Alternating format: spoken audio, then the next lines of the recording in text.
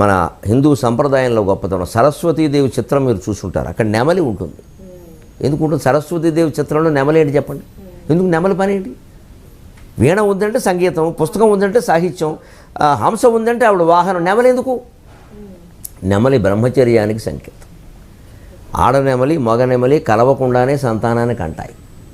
మగనెమలి నాట్యం చేస్తూ ఉంటే ఆడనెమలి పరవశించిపోయి ఆ దగ్గరకు వచ్చి ఆ కళ్ళ నుంచి ఓ ద్రవం స్రవిస్తూ ఉంటుంది. మగనెమలికి దగ్గరకు వచ్చి అలా ఆఘ్రాణిస్తుంది, గర్భం ధరిస్తుంది.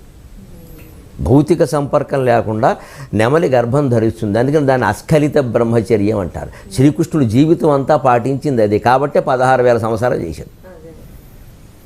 ఈ స్త్రీలందరూ భర్త అని వాళ్ళు అనుకున్నారు, కానీ ఆయన ఎప్పుడూ అనుకోలేదు దాన్ని. అందుకే శ్రీకృష్ణుడు శిరస్సు మీద నెమలి పింఛం ధరిస్తాడు. ఏదో బజార్లో దొరికిందని కొనుక్కోలేదు ఆయన. దాని అర్థం అది. మన దేవతల విగ్రహాలు, వాటి తత్వాల, ఆభరణాల, ఆయుధాల్లో గొప్ప తత్వం ఉంది.